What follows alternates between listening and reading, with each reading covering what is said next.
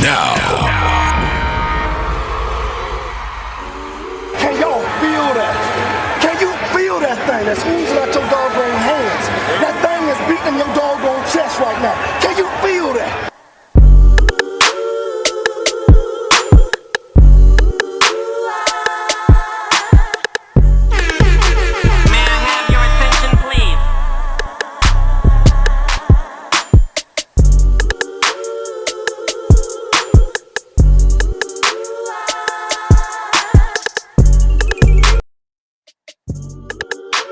Yeah, almost. Welcome back to another episode of Carolina Sports Talk. It's your main man, Big Cliff. As always, thank you for tuning in on your favorite podcast app. Next time, tell your smart speaker, play Carolina Sports Talk. You can hit us up on the Carolina Sports Talk line, Cliff at carolinasporttalk.net, or to be a part of the show, YouTube, Facebook, TikTok, Instagram, all of that good stuff at Carolina Sports Talk. As always, welcome in my main man and yours, DJ Highstar, in the building. What's good with it, bro? What's good, Carolina Sports Talk Nation? Everybody get in here. Now, did you say TikTok? Yeah, it's coming soon. You know what I mean? Okay. All right. We out Good here. teaser. So, yeah, exactly. That's all it is. That's a teaser at this point. So, my boy, man, what's been good with you since we recorded, man? It's been a long time. Yeah, absolutely. Happy holidays and all the goodness and whatnot and everything. You know what I mean? Likewise. Every year with our alma mater, it's like homecoming always rolls right into your birthday, Thanksgiving, all of that stuff. So it's been a long, like it just felt like one long week. Consistently, very much so the entire time. Week. So yeah. And this year for us, it was actually the way it just felt that whole weekend. Friday night was Founders Day for the frat. Shout out to the Bruz. Right from Friday night into Saturday on homecoming, and like you said, right into Sunday for the birthday, man. It was a week, and then boom, right behind it, Thanksgiving. Then it started basketball. We've been just getting it, man. Like what do you feel about like the whole weekend was? I have no complaints. What you feel about the weekend as far as homecoming festivities and everything like that? So, like you said, I don't have any complaints because Friday had intentions to make it down to Orangeburg for homecoming. Ended up just popping out here in Rock Hill. Had a chance to go fellowship with some of the brothers. It's funny how Bruz stay Bruz for a long time, and I got to give a shout out to my dog down from Tampa, man, Big O dog. Otis is a bruh. He's an 01 bruh from fam, and he's an 01 bruh. So dog is still he's an 01 bruh. That's all I'm gonna say to it, man. Let's see if I can get my dog some extra light out here because I'm not sure where you went over there in the feed, but nonetheless, he was just at the vibes and really was kind of trying to, you know what I mean, make it shake and make it happen. And it just it went real. I'm on the yard. I'm celebrating with the Bruz. I'm a turn up kind of fashion. It was good just to see, like I said, Bruz being Bruz. So straight into homecoming. Homecoming was like that. Shout out to 2003. 20 years we celebrated. Got a chance to rock with my LBs, man. Some of the boys I hadn't seen in years, and so it was dope, man. Did you peep how many of us was out there? Absolutely. Y'all are a line prior to the line that pledged me, directly. So I got a lot of ties to y'all and everything. So it was a whole lot of fun being out there and fellowshipping with Lambda Sig. Yeah, definitely. Per usual. Now, I'm talking. We're going to turn into Carolina Bruz talk for a second. Talking with some Bruz, tell you just how small the world is and how interconnected some of the circles are. One of the Bruz from Psi K, an 05 bruh. You can give a little bit of context to the audience. Winthrop. So one of the Winthrop Bruz that was back from my generation, who's doing pretty good. Is upstanding male in society these days. We're just talking about it, and he just was talking about stories, and he remembered that night that y'all probated, them coming down and kind of some of the stuff that happened as a memory of that night, man. And it was just funny to say, yo, all these years later, and here we are still kicking it, man. It was just dope, man. It was live, so I was glad to get that chance. But some of the similarities between life and the NFL are inevitable, as there have been some battles and a whole lot of reminiscent type activities. I almost tried to. It was a little bit of a reach. Nonetheless, we had football this weekend, folks. Indeed. And let's just jump straight into it to give you some of the scores from week 12 in the NFL. I was trying not to. It happens. It does. Week 12 started off on Thursday night with the Packers taking down the Lions in a shocker on Thursday night with a score of 29-22. The Cowboys over the Commanders 45-10. This is always too loud over here. The 49ers take down the Seahawks 31-13. Dolphins over the Jets, making it real unlikely, but 34-13 over the Jets. Buccaneers fall to the Colts 27-20. Giants over the Patriots 10-7. The Steelers take down the Bengals 16-10. Panthers fall to the Titans 17-10, resulting in something that we will definitely talk about in just a few moments. Jaguars over the Texans 24-21 in a big matchup in the AFC South. Saints fall to the Falcons 15-14. We'll get into that one a little bit, talk about some of the festivities that they had there in Atlanta.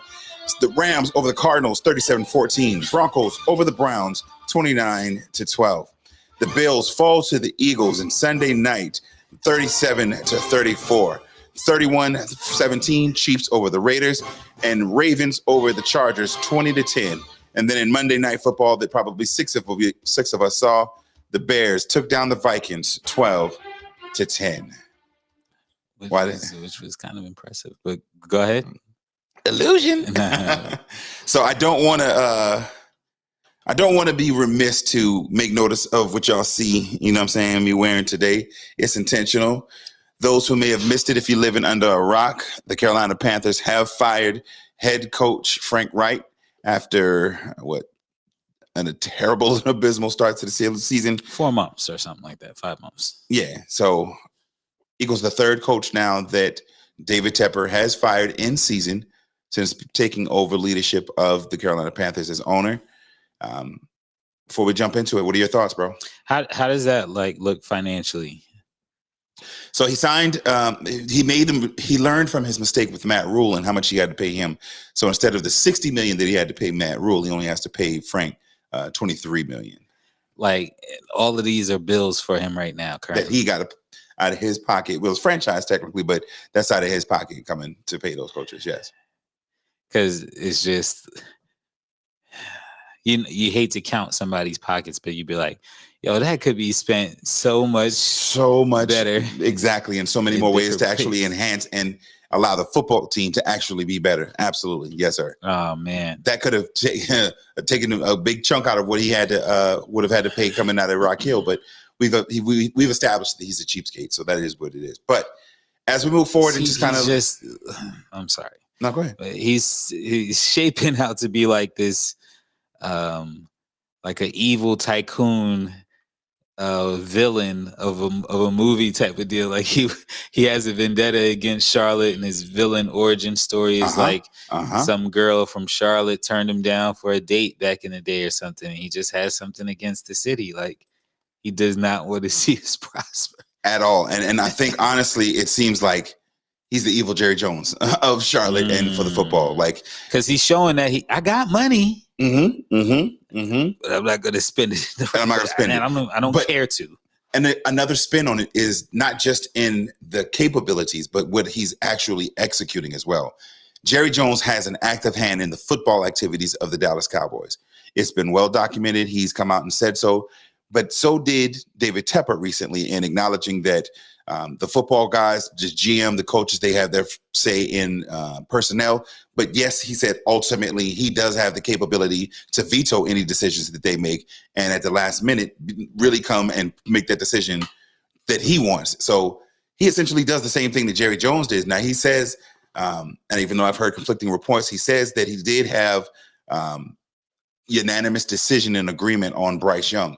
There was some talk that originally that they were going to try to trade up to number 2 to get CJ Stroud, but he said after conversations, everybody was unanimous in going up to 1 to get Bryce.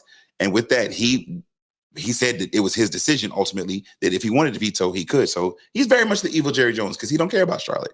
And he wants to do these things to be able to sell a team. And that wants to take me to my next point, that I'm going to be a Panthers fan as long as there's a Panthers. But my hopes are that when David Tepper sells or takes this franchise away from Charlotte, that he takes and makes them like the Mud Duckers or the St. Louis Sting or something another. Where'd that first mascot come from? San Antonio, I don't know. Seattle, Mud Duckers. Okay. Yes. Whatever. Take them and change them into something else. But as long as there's a Panthers franchise, I'm going to be a Panthers fan. So that's my hope, that when he takes the team, that he does change the name to something different, because I don't want to be because you didn't want to say the same thing that you've said for 3 years in a row. Which, what have I said for 3 years in a row? Exactly. It's the timestamp, man. It's the timestamp. Around this time every year, you be ready to abandon the team, and it's documented. And now, but I'm being real. I'm gonna be a realist. I am absolutely not liking that my phone is not on off of ringtone. Yeah, no, but I'm definitely not trying to abandon the team. I've been in points where recently, not very long in the past, I was about ready to give up the fandom and wear NFL jackets and paraphernalia, but I realized that I am a Panthers fan. And win, lose, or draw, lose, and lose some more, as we've typically done in the last 6 years since David Tepper took over. I'm gonna stay loyal to the squad, but I ultimately and wholeheartedly believe, as you said, for the last 3 years I've been saying, he's trying to change the team, and it's coming to fruition, and we're seeing things that are really kind of leading towards it at this point. Seeing things like what? Like his pulling out of Rock Hill, for one, his allowing mediocrity. Oh, you're saying for the. I see what you're saying. I thought you were saying for the good. No, quite the opposite. Okay. For him to be able to have the justification of taking the team and moving it someplace else. He's running into the ground so much here that the fans don't support it. So now financially, it's not lucrative for him to be here anymore. So now he has the financial motives to lure himself to another city like St. Louis, who we know since the Rams left have been starving for football. So why not start to think in his business mind, where can I protect my investment the most and allow it to be the most fruitful? And as a result, I see him absolutely wanting to sell it. That's part of the reason that I anticipate that there's the liquidity of not being tied to Rock Hill. We've even talked about the pulling out of the stadium deal for the soccer team. He is positioning himself to be able to move this team. And so there's no doubt in my mind that it's ultimately at some point going to happen. Heavy. Your thoughts, DJ Highstar?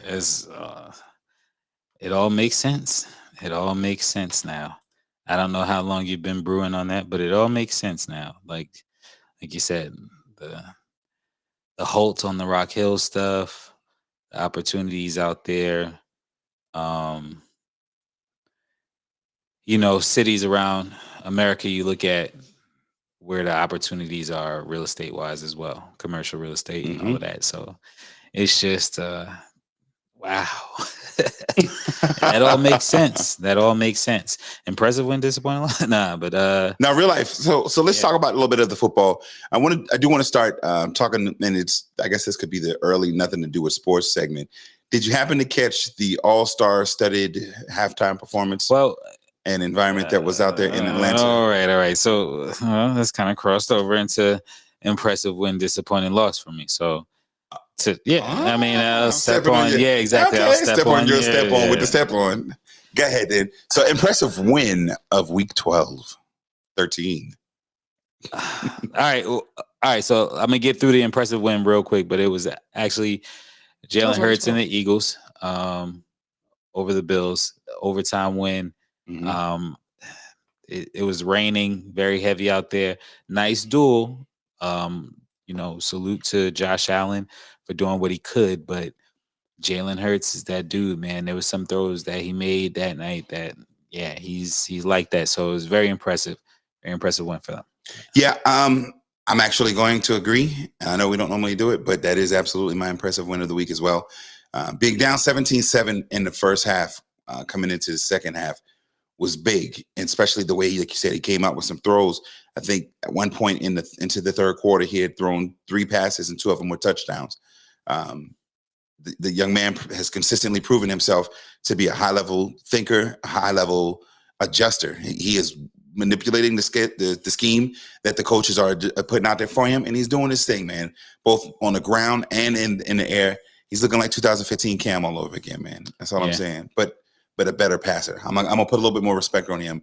Cam might have been a better, stronger runner, but I think Jalen is showing himself to be a better passer. So that's definitely my impressive win for the week. Now, hopefully, let's get honorable mentions, and I'll actually participate this week so we can likely get some alternates. Who is your honorable mention for week 12 impressive win? The Jaguars. I was impressed with them holding down the AFC South with their win. I hate to say it, but the Steelers. No, whoa! You get one, bruh. Oh, my bad. Yeah, I mean, go ahead about the Steelers though, because that ain't mine either. Go ahead. Yeah, no, that was another impressive win. And like when I think about this segment, I always try to differentiate impressive win from dominant win. Because a couple weeks ago, I named a dominant win or two as impressive win, and you had like kind of countered and let me know, like, you know, who didn't expect for that to happen. Similar to the Cowboys game this past week was a dominant win. Right. But yeah, there was a lesser opponent that was kind of almost expected. Exactly. So it was a dominant win, but those were my honorable mentions for impressive win. Gotcha. Yeah. Another dominant one would have been the Dolphins over the Jets, but even as talented as that defense is, that offense is just not going to help themselves. And as much as they keep them on a defense, keeps the defense on the field, much similar to the Panthers, it's just like it's going to be what it's going to be. My honorable mention for the week belongs to the Green Bay Packers in an impressive win over the Lions.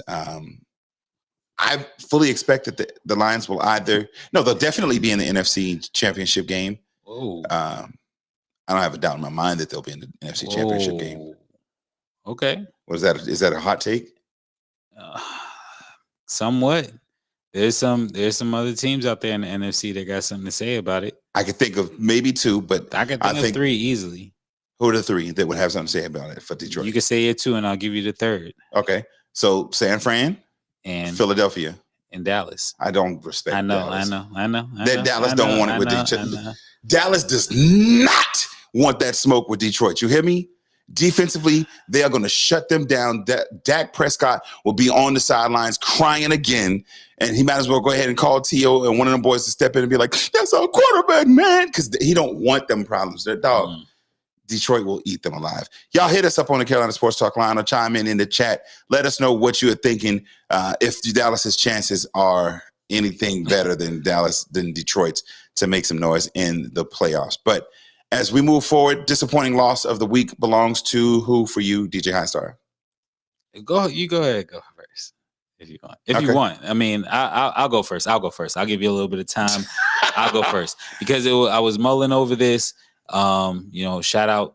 We're here in Patriot Patty Studio, so I was mulling over this. I didn't want to give it to the Patriots. I was thinking about giving it to us, of course, because we still stuck on one loss and the whole Frank Reich thing. But my disappointing loss of the week goes to King Harris down there in Atlanta. Boy, you can't do nothing with me. Boy, I stand on business. You can't do nothing with me. That was a disappointing loss for me, in all honesty. So it's my first non-football, nothing to do with sports disappointing loss. But King Harris actually took the crown for me. You get that off. You got that one. Congratulations.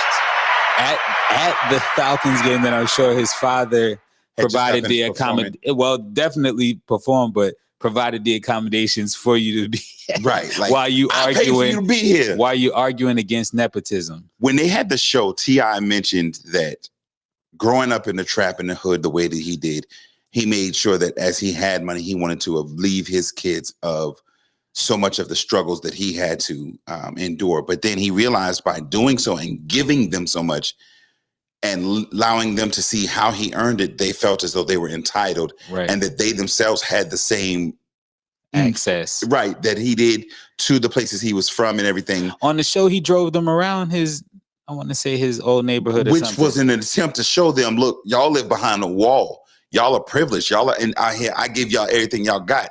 And so they tried to spin it and it was like, well, now you got to make your own money by coming up with a way to make money or something like that. And so many of them did, like the daughter did go on with the singing and stuff. All of them are, so they did turn it into business stuff. But at the end of the day, they were spoiled. And so I think a lot of this is, now I got it, since you mentioned it, there are reports. I didn't want to rob the audience of just what we're talking about, but keep going, but just Give them a synopsis.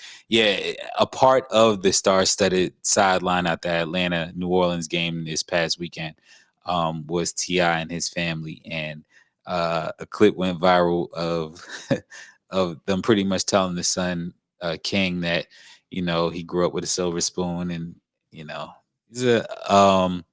and that he's pretty much a child of nepotism, and he's just disputing that and wants his props or whatnot for growing up and standing on business. Standing on business. But nevertheless, so that's where we're at with it. T.I. ended up yoking him up, but nevertheless, that's kind of where we're at with it. And you're saying how talented his children are, though.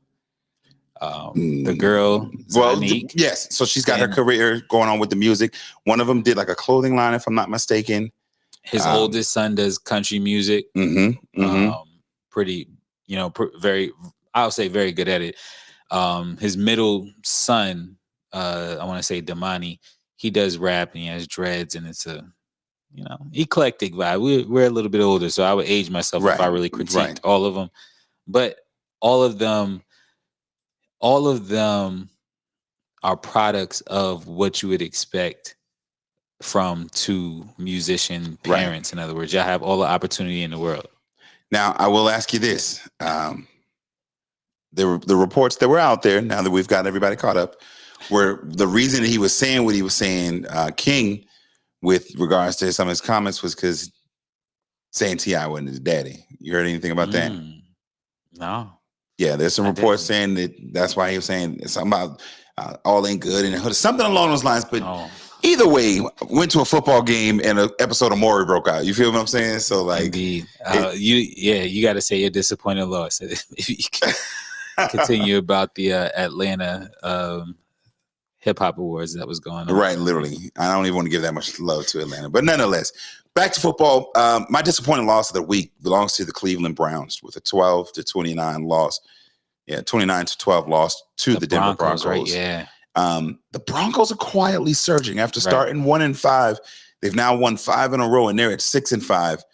And your man Russell Wilson looking real Seattle-ish right now. The defense has begun to play a lot faster. There have been several Jerry Jeudy sightings out here in these streets. It's like the Broncos are starting to look like a team, but it's specifically for me in this instance, a disappointing loss is because you have been contended by many, a contender for the NFL from the AFC side.